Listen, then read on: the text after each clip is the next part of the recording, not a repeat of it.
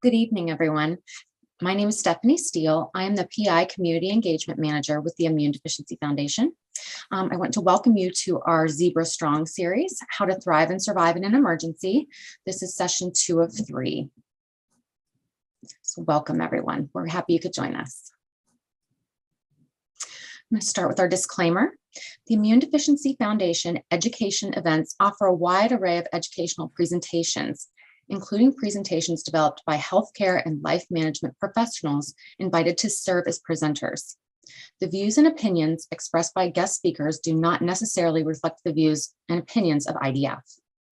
The information presented during this event is not medical advice, nor is it intended to be a substitute for medical advice, diagnosis, or treatment.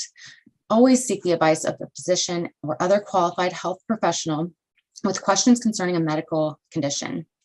Never disregard professional medical advice or delay in seeking it based upon information presented during this event. Our IDF mission, so that is improving the diagnosis, treatment, and quality of life of people affected by primary immunodeficiency through fostering a community-empowered advocacy, education, and research. IDF's vision. IDF seeks to ensure that everyone in the U.S. affected by PI has a fully informed understanding of the following: the PI diagnosis that affects them, all available treatment options, the expected standard of care, and all of the opportunities for connection and support with the PI community. So now I'm going to welcome our sponsors. We thank you very much to our 2021 sponsors.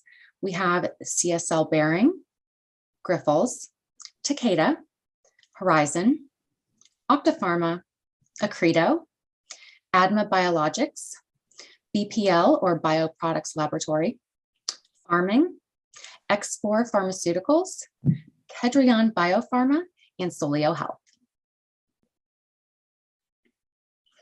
Okay, so this is our Zebra Strong series, How to Thrive and Survive in an Emergency, session 2 of 3. And we now have Heidi Rosofsky.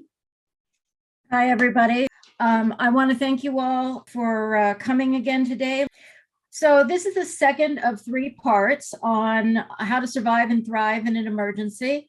And I'm in emergency management, which is essentially the folks who coordinate the response and recovery and preparedness for a disaster.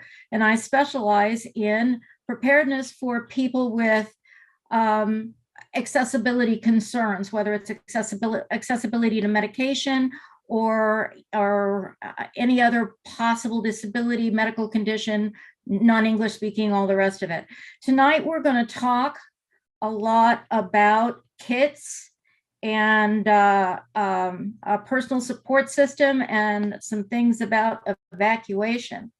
So what I have to say really applies to just about any disaster. And the bigger the disaster, the more preparedness you need to be ready for. In the larger scale disasters like the large hurricanes, earthquakes, even some of the brush fires we've been seeing, that local resources are often very overwhelmed and they don't come online very fast. As we've seen in hurricanes, it can take a couple of weeks before just basic supplies are available. So this is really going to be talking about what can you do to ensure that you can survive the disaster and then thrive during the recovery period. So we'll be talking, I said, about personalizing disaster supplies and talking about kits, personal support teams and evacuation planning. And then next week, we will have the third and the final series. But I want to jump into some things about disaster supply kits. There are several varieties of disaster supply kits, and I'll go into that. What is common to all except one is water, 1 gallon per person per day. That's not all drinking, that includes sanitation. Non-perishable foods that your family will eat that preferably that require little or no need to reheat unless you are prepared with something like a camp stove or some way to reheat it, because if the power is out, Chef Mike in the microwave is not going to be able to help you. Some form of being able to see with light sticks, which are these, the yellow kind of stick in the bottom. You see them a lot around Halloween. That's when they're really out there. But a lot of the party stores carry them, and you want to get at least an 8-hour stick, something that can get you through the night. So it depends on the season. If you're in winter, when something happens, you want the 12-hour. If you're more in summer, you can get away with the 6 to 8 hour. But flashlights with extra batteries, some form of alternate power source, meaning if you have some kind of either the solar generator or generator system or some other way to power flashlights or create light, extra batteries in whatever kinds of devices that you're using, whether it's for cell phones, whether it's for flashlights, whatever you have that runs off battery, make sure you have a way to charge it and or switch batteries for it. Work gloves, really those thick kind of gardening gloves or work gloves or ski gloves can work.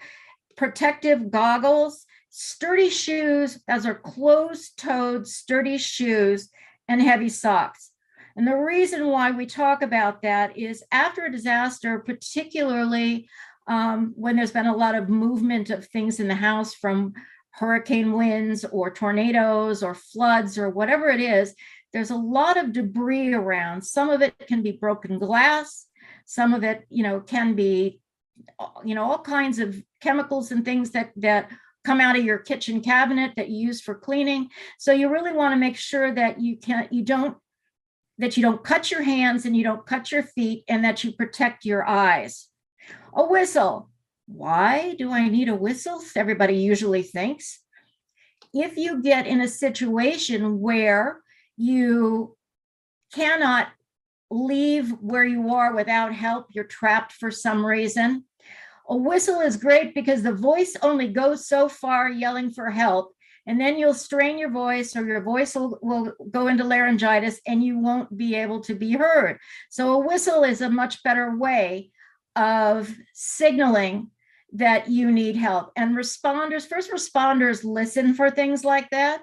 And the same thing, they may, if they cannot see you, but they can hear you, they may ask you to blow one whistle for yes, 2 whistles for no, or one, whatever direction they tell you to do in terms of blowing the whistle to answer their questions.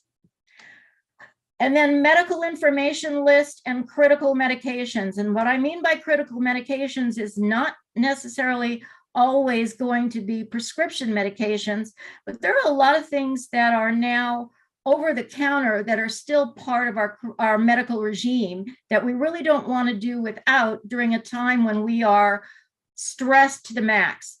So whatever that critical medication is, that's what you need to be prepared for. And I'll talk a little bit about medications a little bit later. The shelter at home kit is your largest supply kit. It needs to be on wheels, whether you're going to put it into a rolling trash can or duffel or suitcase, because if you have to take it with you, you don't want to be dragging something that's heavy. It also needs to be put someplace that you can get to rapidly. So don't put it in the back of a closet that you can't see it, and you have to go through 50 pounds of coats to get to. Find a place where you can grab and go. For that shelter at home kit, these are the basic supplies that you're going to want to have. They used to say 3 days or of supplies, but we've seen in the larger scale disasters that it takes a lot longer than 3 days for basic supplies to get in, particularly where roads are cut off or communities are cut off by flooding, by road damage, by debris, whatever it is. So we're now recommending 7 to 14 days of supplies. You want some way to be able to get information. So a battery run radio or crank or solar powered.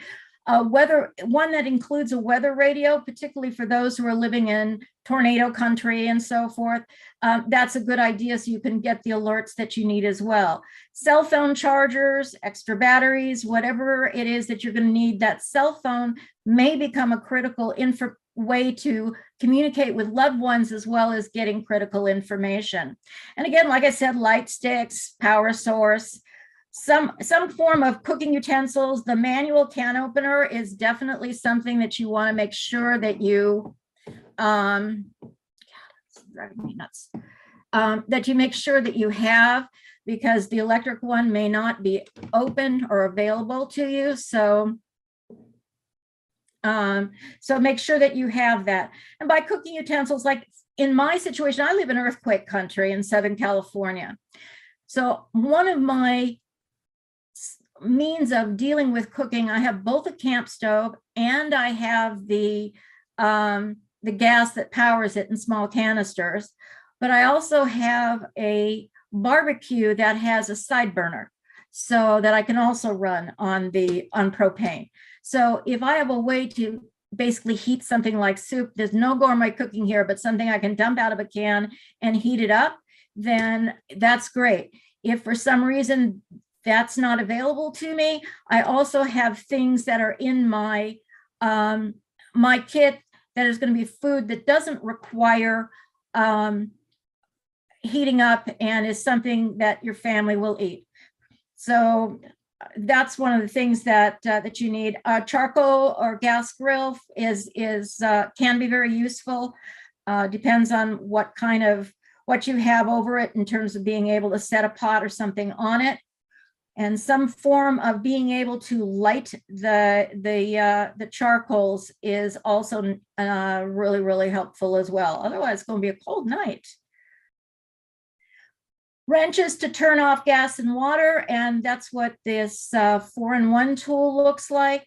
So if you only turn off the gas if you're told to, because it cannot be turned back on. At least natural gas cannot be turned on by the consumer.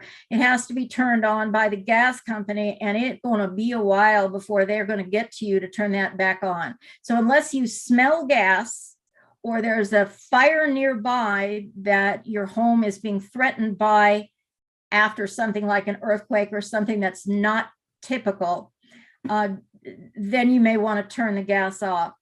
The water, this tool will also shut off water, which is something that you may want to do, particularly if the water has been contaminated. Things like heavy-duty plastic bags for instant toilets, to serve as tarps, rain ponchos, the large leaf type bags and stuff, and those really heavy duty ones have a multitude of uses. Comfortable weather appropriate clothing with extra socks. So I recommend that you kind of go through your disaster supplies twice a year, like maybe when the clocks change or something like that. And then you may be able to look at, okay, what can I put in that I can layer in for comfortable clothing? It needs to be pretty sturdy, something you don't mind getting dirty in.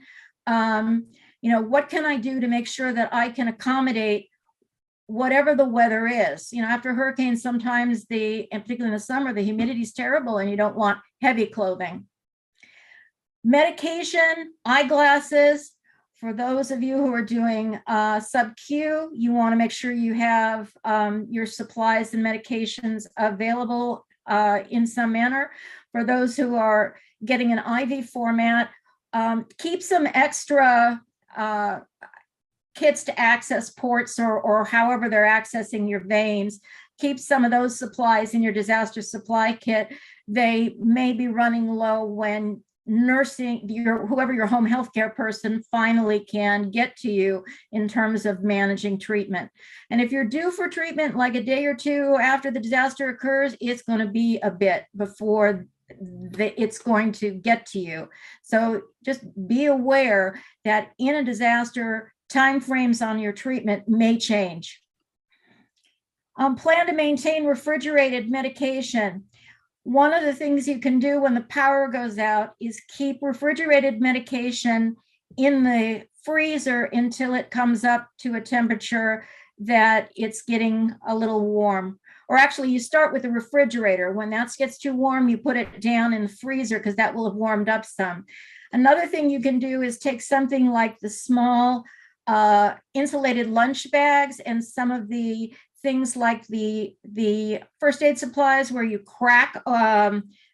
crack it and it creates cold, and you can put that in with your medication and that'll help keep it cold. If you have one of those thermometers that sometimes come along with it that tell you whether or not it's been exposed to too warm or something like that, keep that in with that so you can figure out what you are doing.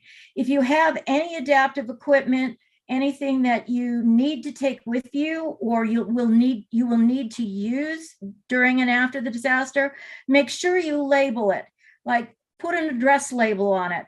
Everything after a disaster and recovery is tagged to your pre-disaster address. So they'll find you, whether you're in a shelter or at friends or whatever, but if it's labeled, they can actually get it back to you. In Hurricane Katrina, a gentleman who had a very expensive power chair that included speech treatment and all the rest of that was evacuated from New Orleans. The plane that they were using could not take his wheelchair. The cargo holds some of them don't fit the big chairs. So they sent him along without his chair, and they didn't label his chair. They lost it, and he was in a nursing home for 3 months while they got it worked out. So whatever the situation is, make sure everything that's important to you that's in your kit or that you use on a regular basis has a label on it so it can be returned to you. First aid kit, most of the kinds of things you're going to see are cuts, breaks, bruises, things like that. Anything bigger than that is going to have to go, be triaged in medical. Cash and small bills and some coins. The ATMs work on power. They're not going to be available, and you're not going to be able to you may not be able to get into your bank account. So you want to make sure, and whatever you put in there, you make sure that I don't care how good the shoe sale is, you don't go after that money for anything. Copies of important documents like your identification, birth certificates, copies of driver's license, insurance policies, rental agreements, things like that. You can take your camera and go through your house and make like a video and store it like in a Dropbox or some server that's that's not necessarily, in your house, or take some kind of camera and take pictures or something and put them on a disk so that you have that. You can put the copies of the documents on a disk as well, and also upload them to some kind of server. Supplies and restraints for service animals and pets. Service animals will be allowed into a shelter. Pets are generally not. But they do have to, the emergency management community and the animal welfare community must set up a way to care for pets. Oftentimes it's on the same location as a shelter or nearby. Sanitation and or COVID supplies. Face coverings and at least 2 per individual. The N95s, one of the nice things about them is they not only work for COVID, but they also work for dust, debris, things like that. After an earthquake or after a tornado or some of the wind events that occur, there's a lot of dust that gets into the air that can get into your eyes. Contact wearers, you must have extra glasses in your kit because contacts are absolutely useless if there's a lot of dust in the air. Hand sanitizer, you're going to need that, particularly if water is not available. Sanitizing wipes, the thermometer, a copy of your vaccination card, some form of means of soap and water. Toilet paper, that's one thing that a lot of people don't want to talk about. We talked about those in this one. It's a kitchen trash bag inside the toilet. And remember that if water is not available for flushing, whatever waste is in there is going to have to be pulled out and double bagged and put, in some tied up in a way that it's not going to leak and put to the side somewhere. during the recovery process, there will be discussion as to how, and information given as to how to dispose of that, that kind of waste going through, when the recovery process is in full gear. On top of that big kit, which is your main group of supplies, you need a car kit, or if you don't drive, something in an office or wherever you work or go to school. This is for 24 to 36 hours. A backpack or a fanny pack or something is fine. You absolutely want sturdy walking shoes and decent socks. And again, the same thing with the heavy gloves and stuff like that. Jacket, change of clothes, because I don't think most of us women who may wear heels to work are going to get very far if we're in our work clothes and heels. So make sure that you have some comfortable change of clothes and sturdy shoes. Jumper cables. In this case, you can have things like granola bars, energy bars are really good for something like that. You want your medication and some listing of what your medical conditions and emergency contacts are. And again, this is an example. This graphic over here is an example of what that car kit might look like. For a work or office kit, again, you're looking at 24 to 36 hours. You want something like a fanny pack or a larger makeup bag, something that can be kept in your workspace, and it's easy to take with you. Again, you're really kind of using this to get to wherever you're going to meet your family. This is the one kit that's different from the others, what they call an under the bed or go kit. This is a kit that is meant to be either under the bed, or in earthquake country, we actually tie them to the frame or to the headboard, because when the earth moves that seriously, what was where you could reach it under the bed is now in the middle of the bed and you can't get to it. What you really, with the things that you want for this is just to be able to protect yourself until you can get to your shelter at home kit. So you want it no bigger than fanny pack size. Again, I have a makeup bag, a larger makeup bag that I use, some form of flashlight, that medical information list and medications, eyeglasses, heavy gloves, sturdy closed-toed shoes. You may want to put 1 or 2 packs of water or bottles of water. Some of the ones that you can get in the online for disaster supplies have a 5-year shelf life. The bottled water has about a 1-year shelf life if it hasn't been cracked open.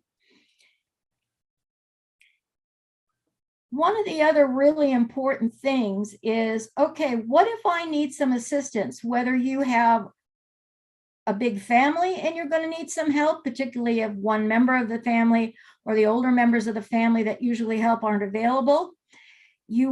Or maybe you have some concerns with your disability, or you don't drive, or whatever it is where you're going to need to ask for help in order to be able to either evacuate or shelter at home, or whatever the situation is.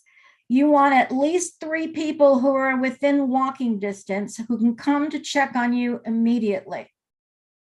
Why do we say that? Well, we want 3 because if it's only 1, that's the person who's on a cruise when something happens. You want someone who can get to you without having to drive, because a lot of the larger disasters wind up closing roads. And so people who are further away from you aren't going to be able to get to you. It's a good way to start kind of a network within your street or community to prepare together. And that actually works great. There's a program called CERT that a lot of the fire departments have that will train you in a lot of things and help organize your neighborhood to be able to be your own first responders. Because in the larger scale disasters, the actual first responders have higher priorities and they won't be coming to your aid. 911 will not work. You want to show your team how best to assist you, how to operate any medical device or assistive devices you may use so that they know, what to do, where you keep your emergency supplies, and particularly what absolutely has to come with you if you have to pare down to dead minimums. You want to share your preparedness planning with your team. Work together, help them to prepare also, and then include them in practice drills. In my family, because of the earthquake stuff, one of the things I do to rotate supplies is we'll do a family meal where we pull the food out of the earthquake kit, and I use this what it would be available to me after an earthquake. And we talk about things like evacuation. What are the exits? Where are we going to meet? How are we going to communicate? So we go over our emergency plan. So it's always fresh in our minds.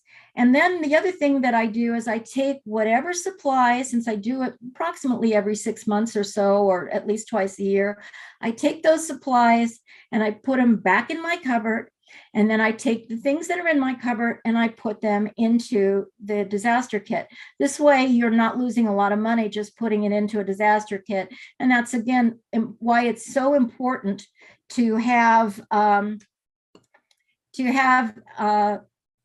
things that you will eat and so forth. The personal support team can also help you get information. Anyone with hearing issues in your community may not be able to hear some of these sirens or some of the ways to alert someone that a disaster is occurring. Evacuation planning has two types to it. One is evacuating from your home, whether it's a single family fire or an apartment house fire or something, and then there's the larger scale disaster. In order to get out of your home, you need to have at least 2 exits from each room, and windows are fair game for exits. Designate a common meeting place. And one of the reasons why you want to do that is you don't want one person going out the back of the house and someone else going out the front of the house. And the person who is in the front of the house thinks, oh my God, I didn't see, Jane come out, and runs back in to try to get them when in fact they're safe in the back of the house. So you want to make sure that you designate a place to count noses. In a larger scale disaster or something that might be like a hazardous materials spill or something like that, where roads are closed, you may not be able to get back into your neighborhood. So you need to be able to have a meeting place where everyone can meet up outside the neighborhood, where you can get together and then decide, are we going to family members? Are we going to a shelter? What's our next step? And then meet at your meeting place if you evacuate, so that everybody can kind of get together. As far as schools are concerned, find out what the school's disaster plan is in terms of who and how children will be released from their schools. That's critically important for you to be able to obviously go get your kids and bring your family back together. One of the things that you have to understand when you are making the decision, do I need to evacuate, is the difference between watch and warning. And not everybody has that really clear. And even the media sometimes gets some of the words mixed up. A watch means that conditions exist that could cause a disaster. So there's really heavy rain, or the rivers are already full and may crest, or there's a potential there are thunderstorms and a potential for tornadoes. So you pay attention to your official radio station for emergency information. As long as you have power, check your county. Usually will have, your city or county will have either a Facebook page or a social media page where you'll be able to see what the latest information is. Often many jurisdictions have warning systems where they can text or place a call that will tell you if you need to evacuate. Think about the actions and supplies that you may need to take and kind of pull them together a little bit, so if you have to go and go fast, you can.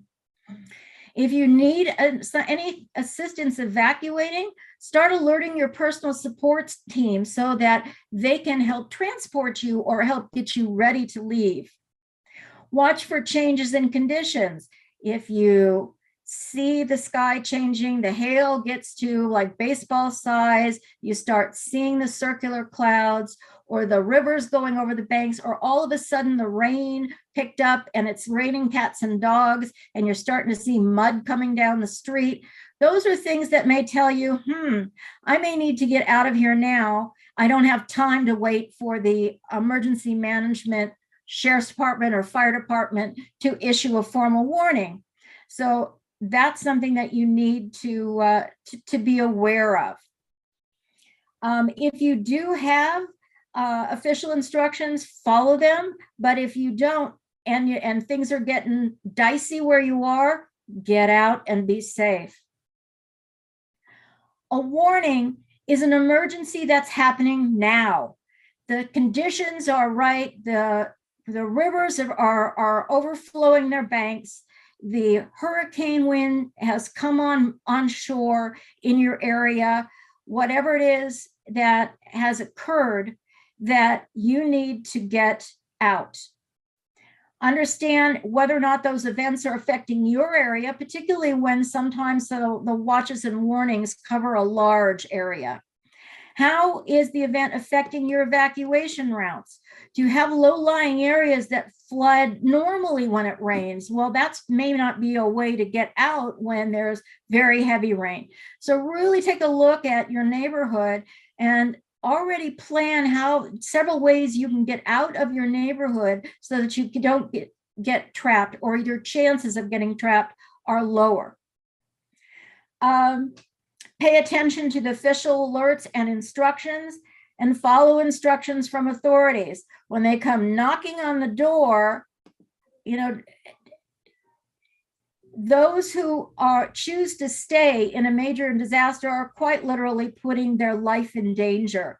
And one of the things that emergency management started doing, and particularly in hurricane country after Katrina, is if you are deciding to stay and ride out the hurricane, particularly in an area that's likely to get flooded or heavy storm surge, you may be asked to put your social security number on your arm using like a black indelible marker. That's so that you can be identified when your body's found. So when they talk about, hey, it's time to get out, it's time to get out. And if you are a family, again, that it's going to be complicated to get out, go when they have it as a voluntary evacuation. Don't wait for the mandatory. Like I said, leave when instructed by authorities. Load up and go. Load up your family, load up your pets, load up whatever you're taking with you, and go. And in brush fire country, you may not have a lot of time to be able to gather anything together, which is why that shelter at home kit is such a good idea, because a lot of what you need is going to be in there, and you can just grab that and go as well. If you have paintings and pictures, or particularly pictures, you may want to have those put on a disk or something like that, or uploaded to a Dropbox or a server, so that you don't lose them if your house is destroyed. So when you're getting ready to leave, secure your home and leave the area. Lock your door, make sure that you are ready to go. Meet your other household members at your pre-designated meeting place outside the area if they are not at home. If an evacuation is being called and someone is outside the area where that's being evacuated, they won't let you back in, particularly fast-moving ones like brush fires or where there's a lot of flooding or whatever. You won't be able to go back and get whomever was left at the house. So you need to make sure that you have a way to meet up. Plan how to communicate with your loved ones. Voice phone calls may not work because the bandwidth for the cell towers and stuff takes much more than text. Oftentimes text will get through when voice doesn't. So text to your family members, or put something up on social media to let your people know where your loved ones know where you are or where to meet. Red Cross has a program called Safe and Well. Register with their website as well, so that people like Aunt Jane, who's in another state, who doesn't understand whether or not the disaster is close to you or not close to you, have a way to be able to tell her we're fine, or we've evacuated and here's where we are. And on that, I would let you know that December 16th is the third and final session. And we're going to be talking about reconnecting with resources like home health providers, what to expect from emergency management, and the importance of personal and community advocacy. Before I close, the one thing I want to talk about is medications.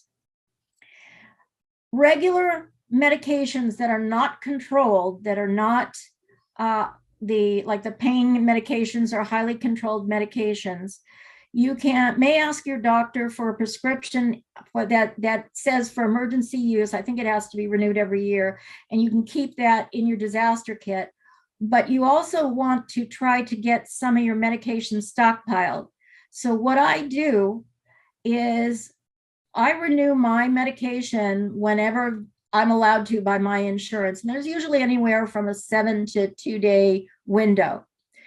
And I take the extras and I put it in a bottle, a separate bottle, and I start getting that together so that I can build up my supply of medications for more than 7 days. And then I rotate it the same way that I do with anything else. When I rotate from my kit, I take the new one and put it in my kit, and I take the old one out. I actually have gotten a stockpile where I have a 30-day supply of my medications, with the exception of pain medications. The other thing is pharmacies, after disaster, are allowed to dispense an emergency supply of medications you take regularly, with the exception of things like opioids and so forth for pain management. The controlled ones, they're not allowed to do. It's a real problem. It's a situation that emergency management has been trying to work on for a long time. So talk to your doctor if you have a pain specialist. Tell them what you're trying to do. If you've been compliant on the medication, they may wiggle a little bit and give you, maybe 2 days ahead of time or 3 days ahead of time where you can get the prescription so you can build up that supply.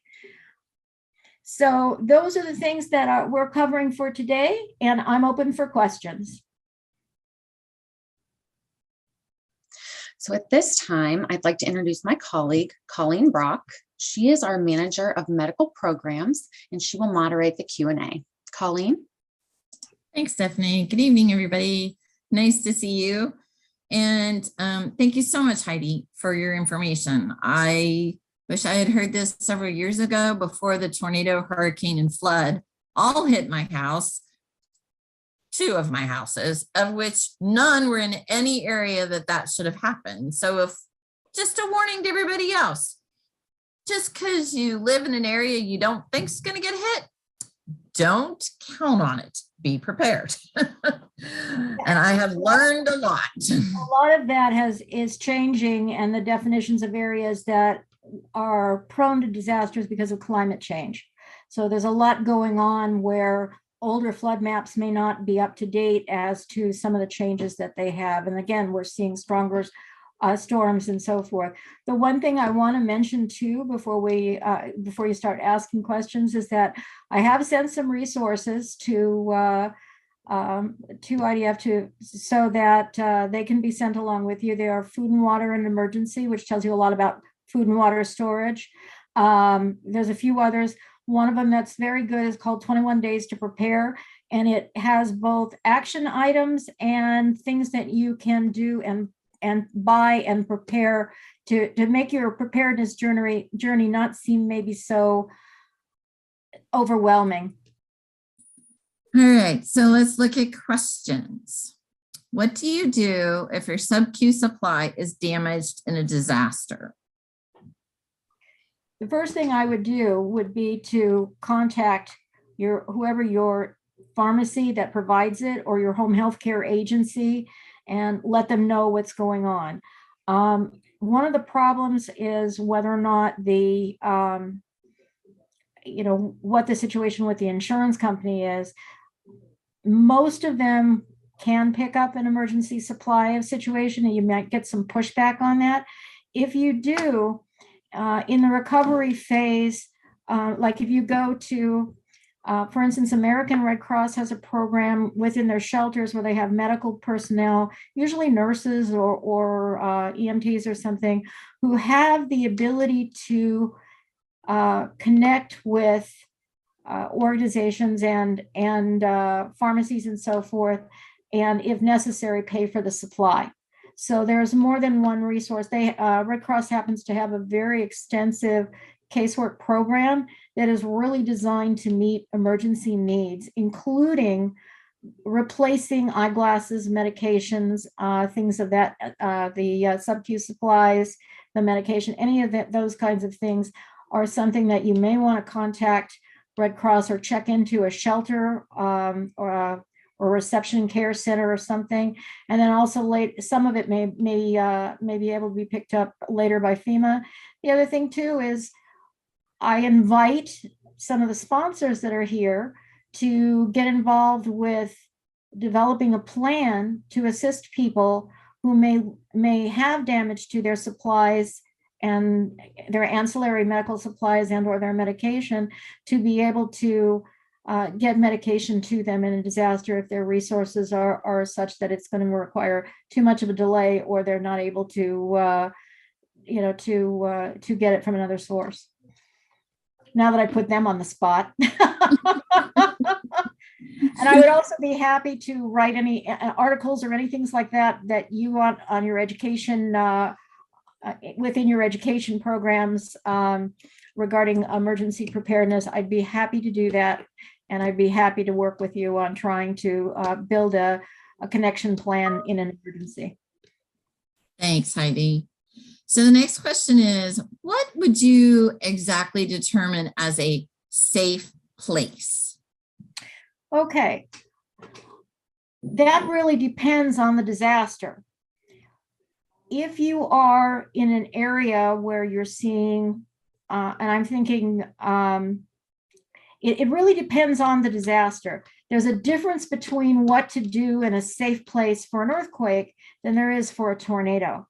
What I would do is contact your local emergency management department, your local Red Cross, and get some information about the hazards that are in your individual area, and get information from them on what you need to do to be safe in those situations.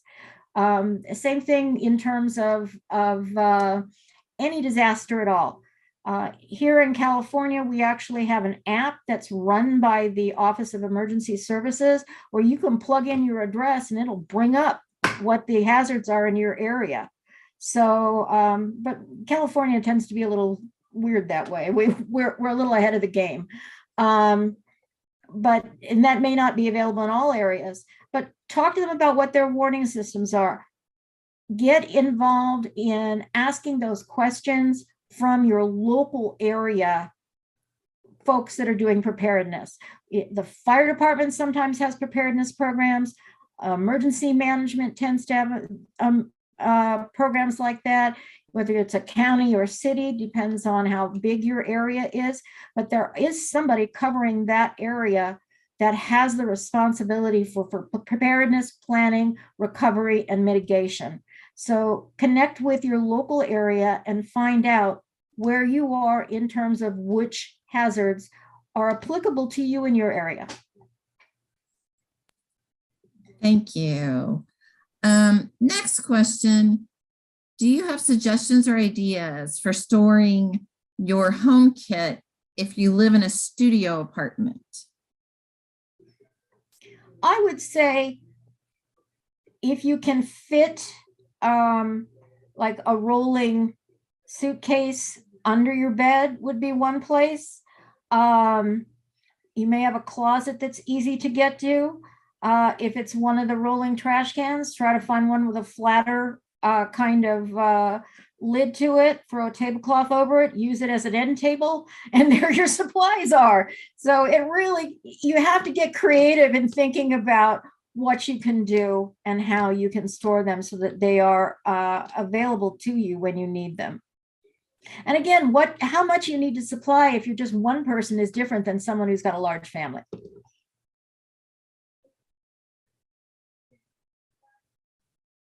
You are muted, Colleen. Thank you. Asthma. Somebody has asked about asthma inhalers or even bleeding medications, but the asthma, they said often insurance companies do not give an emergency inhaler, probably like a spare inhaler. What do I do if I lose the inhaler during a disaster? I would say the first thing you need to do is contact a group like Red Cross, who can go ahead and access that supply for you. And they don't have to go through the insurance. So if you lose your inhaler in a disaster, that's one of the things, even if you don't stay in the shelter, or if there's what they call a reception and care center that usually opens up before they open the shelter, get to them immediately and let their medical, their health group, their health personnel to know what you need, and to get it that way. The other thing too is you can contact your pharmacy, who may be able to issue one to you and work out the details on paying for it later. So there's more than one way to do that. Again, if you have a situation where you can get another inhaler before the first one is out, you may be able to have at least some few puffs for the first, those first couple of days that, in a disaster. People with asthma in particular have a lot of difficulties after a disaster with dust in the air from earthquakes and windstorms and things, from water with a lot of mold and things that grow with it. So it's really, really important that you keep your asthma regimen going and that you notify someone if you find you're having a lot of problems. You notify your doctor or notify, whatever health personnel that you need to or that's available to you after the disaster to make sure that you don't create a personal catastrophe by waiting to get the help you may need. Thank you. What do we lose? Bleeding medications, same thing. Try to stockpile it. Most of those are pills. Some are occasionally injections. So it's the same kind of thing. If you can stockpile or if you can get some kind of an extra one that you rotate, it doesn't really matter what the medication is, with the exception of the highly controlled opioids and so forth. Pharmacies are allowed to dispense, even if you've lost a prescription or something like that. So go talk to your local pharmacy too and ask them what their disaster plan is in that kind of a situation. Find out. And if you don't like what they say, find another pharmacy that's going to work with you. What do we do if we live alone with no car? Is there a way to let the Red Cross know? The Red Cross is not involved in evacuation. They are involved in sheltering, but the evacuation is done primarily by law enforcement, and it is something that's done in coordination with emergency management. They open an emergency operations center where they are all working together. So what you need to do is to let someone know if you need evacuation help. But frankly, the personal support system is the best way, because it may be a while before they can get to you. Unfortunately, people who don't have their own resources have often been left behind and are at a higher risk of being left behind. So it's something, if your area, some of them have a registry, if you have, let them know, but it's no guarantee they can come to get you. We found that out in Katrina also. But the personal support system is the best way. Make those plans in advance with the people who are near you, who are going to be getting out of town, getting out of Dodge for the same reason. And they can hopefully haul you with them. and then work it out from there once you get to a shelter as to what to do. So resources like paratransport and so forth and some of the shuttle buses and things that are available in some communities, if they are operated by a public resource like the bus company or something like that, a public metro system, they will be assigned to the disaster. So regular buses may not be running, regular door-to-door resources may not be running. I can tell you now that Uber and Lyft and those resources will not be allowed into an area that's being evacuated, so you cannot use those. That's why I say the larger the disaster, the fewer resources are going to be available. The smaller disasters that are more community-based or something like that, they will get mutual aid and they will get aid to you faster. But the larger scale ones, it could be days before they have enough bandwidth to be able to worry about individual citizens. And your first responder is going to be your neighbor. And that's why I recommend that you get involved with what they call the CERT, the Citizen Emergency Response Team program. Organize your neighborhood. In Los Angeles, they have a great program called Neighborhood. I just lost the name of it, but they go in and prepare the whole neighborhood, and they start with a block party to get everybody in and involved. San Francisco does something the same. If you are interested in getting involved in something like that, you can start with Red Cross or contact your local emergency management and find out what kinds of training and resources are available in your area. Yes, and I can say from personal experience, there is a big difference between a large scale disaster and a small one. When the tornado hit our neighborhood is actually divided in half, and our half was wiped out. And the police came, the firemen came, everybody came, and it was actually, you couldn't drive. Whether you had a car or not, you couldn't drive. They found one house, they deemed it the safe house. There were a ton of children, and everybody went to that house, and then the ambulances individually piled people in and took them out we walked to where the ambulance was. They then took us to a Red Cross shelter. There, if you had family, friends, whatever, you could call and have them come get you, or the Red Cross put you up in a hotel. And so it was a smaller scale, even though it was about 40 houses. They had a very smooth process, and having a car was immaterial at that point because the roads were impassable. But they seemed to have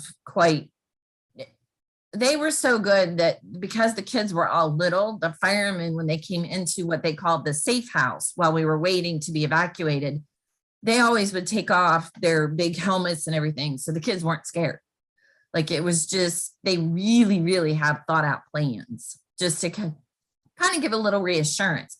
When the hurricane hit, it hit a much larger area of Charlotte. We were hit by Hugo, and we banded together as a neighborhood. We had a gas stove. Somebody else had a grill. Nobody had, power. So we just started grilling out and cooking and having big old picnics. And, as a community, somebody had a generator. So we went to their house if you wanted to take a shower and dry your hair and do that kind of thing. And so it kind of depends on where you live, but communities come together.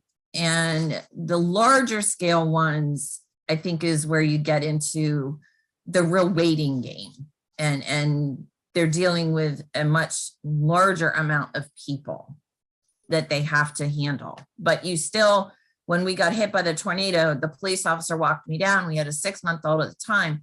I had 10 minutes to go in my house, get what I needed. All I had on was bare feet, my jeans, and my pajama top, and I wasn't allowed to go upstairs. So all I could get for him was some formula in the kitchen and his reflux meds, and that was it, because his bedroom was upstairs. And so it's kind of thinking, wow, I never thought about, could I get upstairs to get anything? And Yeah, the other thing like that is that if you have the basis of what you need in a shelter kit that you can pull with you, you have it all together. And as kids grow and as we adults change sizes, particularly with, in my case, COVID spread, that's my not so tiny hiney spreading. Make sure that the clothes that are in your kit will fit you and fit you comfortably. So so that's, and again, the larger the scale the resource, the disaster, that's when the community, and the more press there is, that's when you see a lot of people come out of the woodworks to try to help. But and as soon as that goes to the back page on the story, all of a sudden those resources aren't there and you still have needs.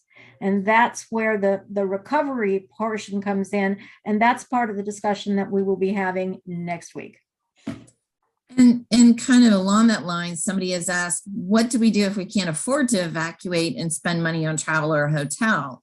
And again, I think, and Heidi, I'll let you continue with, I think it depends on the size. Like, it didn't cost us anything. The ambulance evacuated us, Red Cross put us up.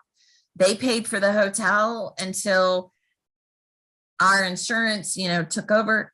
I learned the hard way.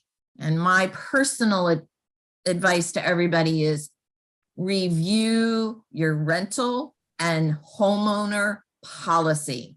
Absolutely. Because we had a neighbor who literally had one kitchen wall left in his house. And they debated for almost a year whether the house was a total loss or just needed to be rebuilt. It was insane, the things that different insurance policies did. Half your roof was ripped off. They only replaced the half that was ripped off. So now you had shingles that didn't match. So I really encourage you to go over your policy and what is covered in which kind of a disaster. But what if it is something bigger like Katrina and the Red Cross can only help you for so long? What are your options if you can't afford to stay somewhere?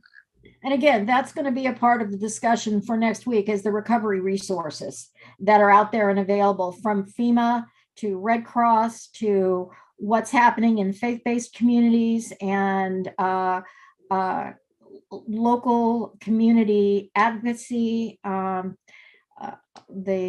independent living centers that serve individuals with disabilities are getting involved in a lot of areas. So there's a lot of stakeholder involvement.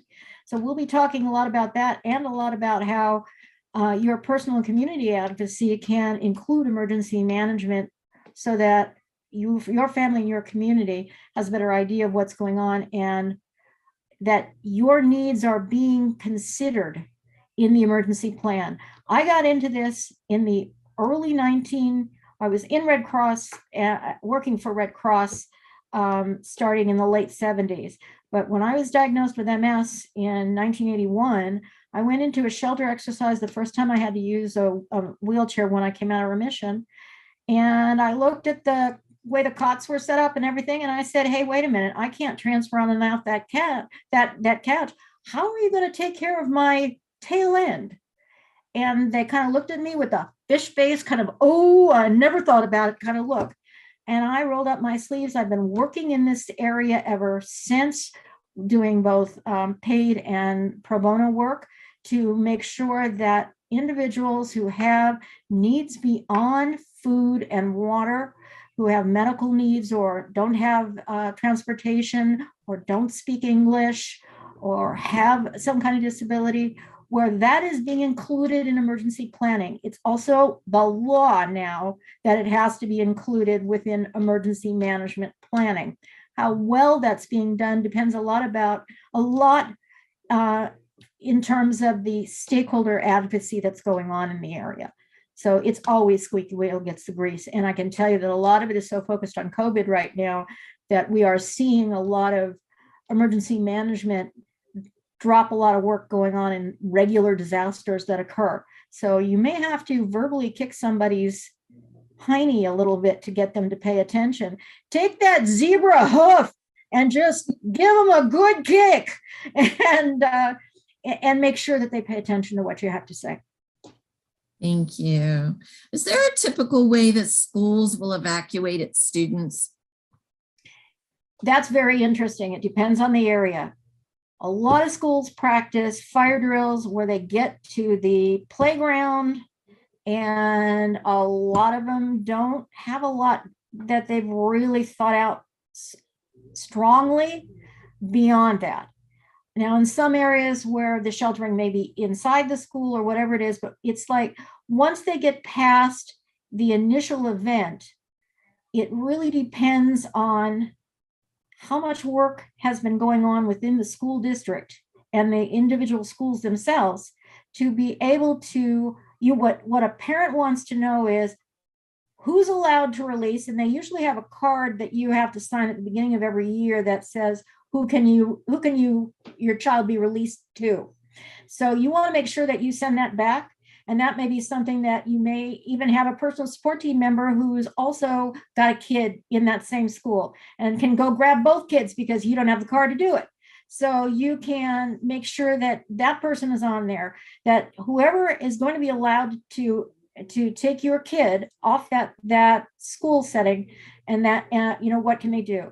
If the school itself has to be evacuated, the district itself will bring in the resources, buses and so forth, and they will probably take them to a different school.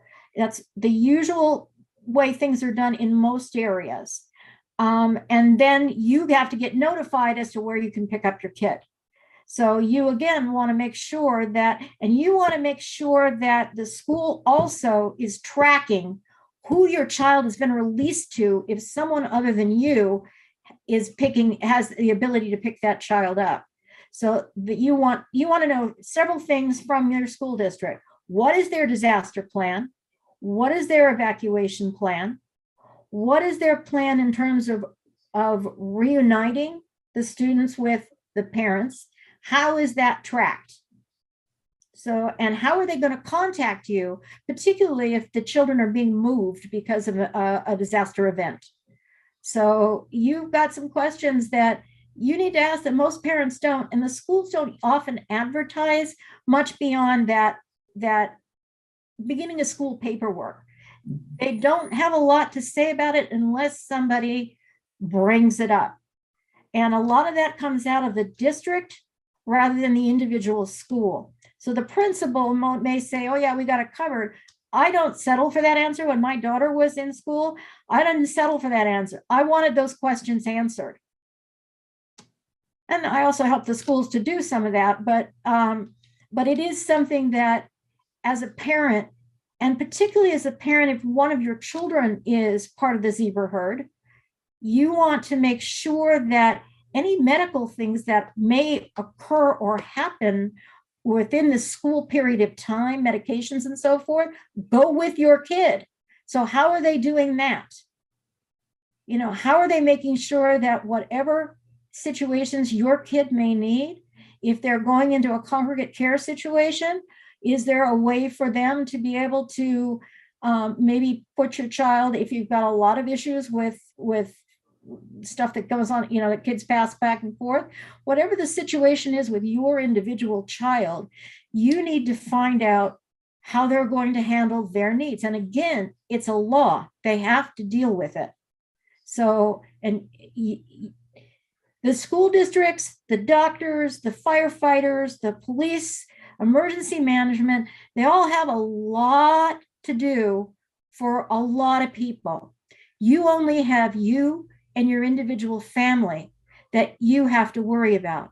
So be proactive and go get those answers to the questions, and then share them with some of the folks that you know through the schools, through your personal support team, and build a tighter community, and a community that's going to thrive and strive in a disaster.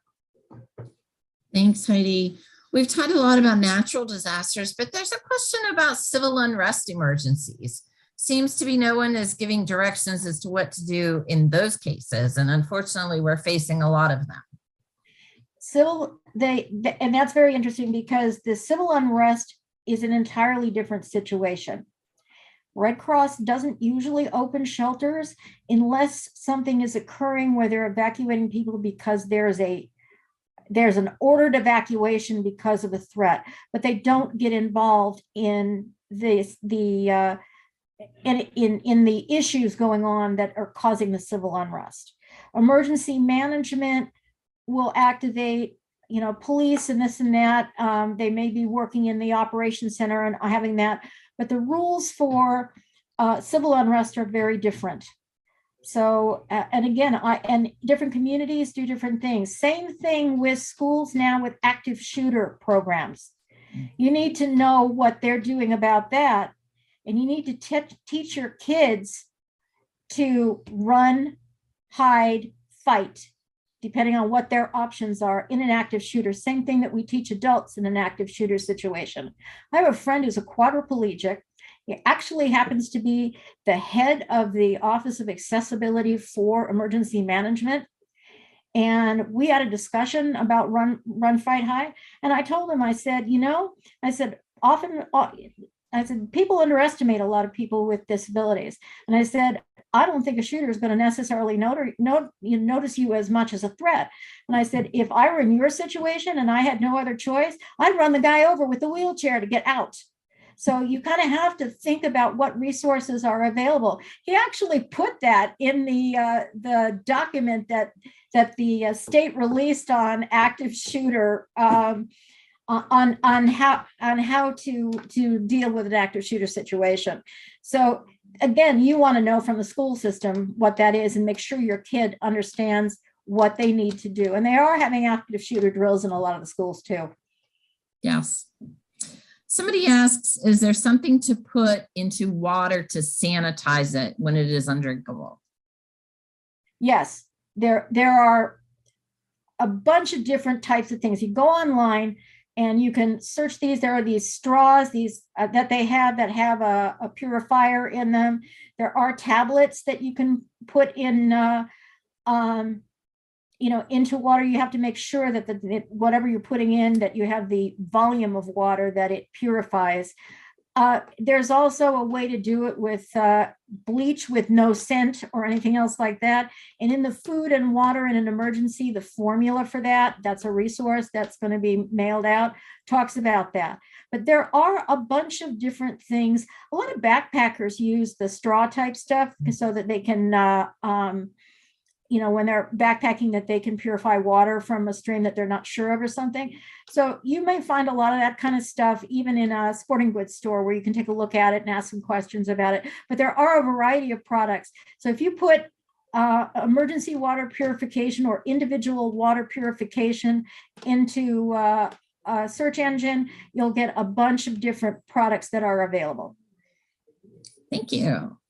I would say, though, the other thing I would say is that be careful in looking at what the ingredients are, because if you've got someone who, a lot of them use salt is part of the purification process. So be careful, because if you have certain restrictions on things, you want to make sure that that's included in the purification. And the same thing with your emergency foods.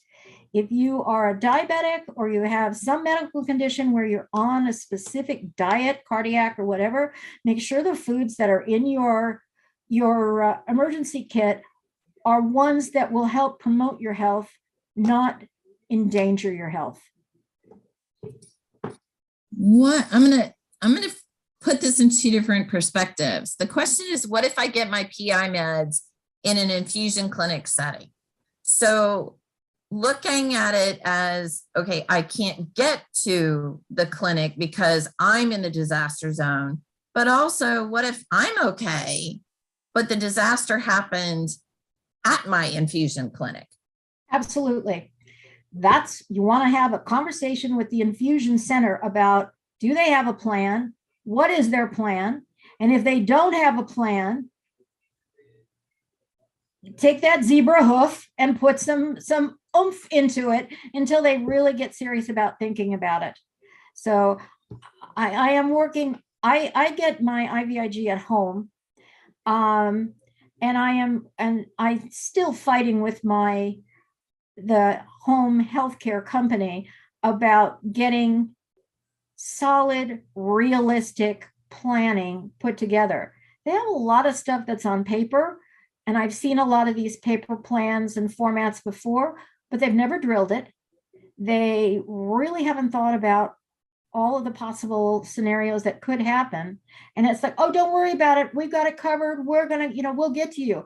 Yeah, that's in Katrina. They told that to a couple where he or she needed to be evacuated by ambulance. And they kept telling them the ambulance was coming.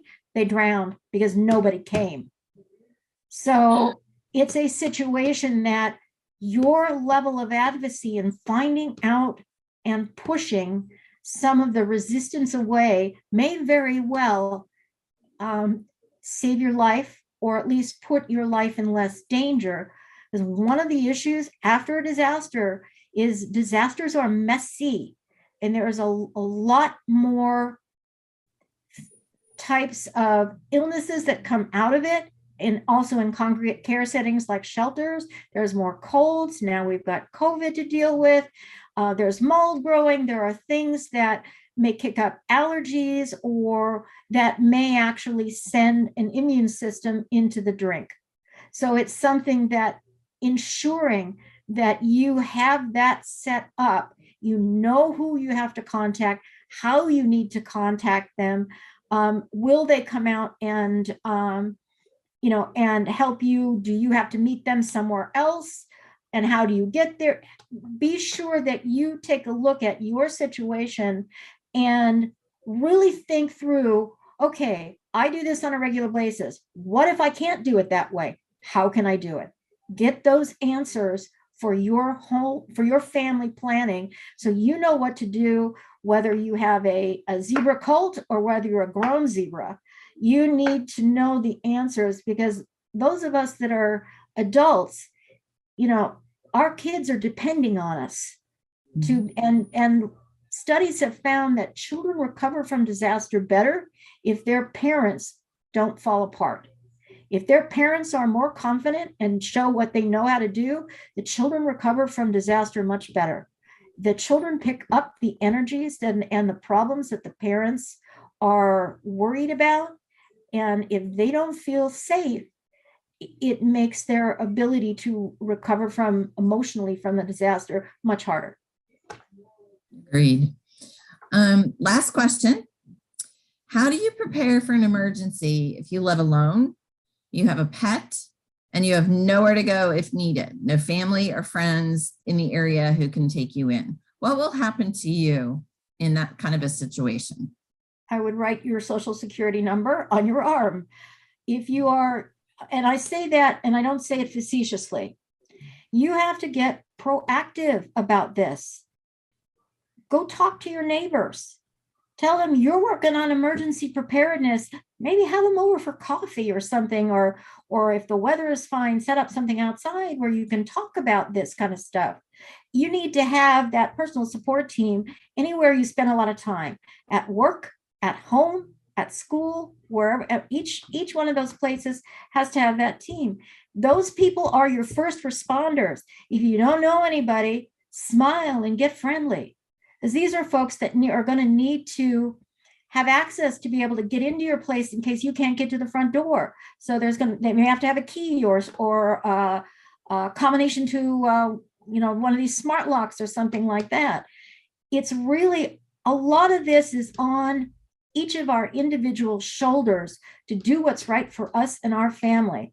In the larger scale disasters, the government is not coming to get you right away. They have larger things to deal with. Your first responders are your neighbors. So get neighbors. Heidi, what if your neighbors leave you behind? This person said, my neighbors left me behind in Hurricane Sandy. It's really hard for single people. Did they know that you had no way out? And are there new neighbors in the area? Is it something that, hey, Hurricane Sandy really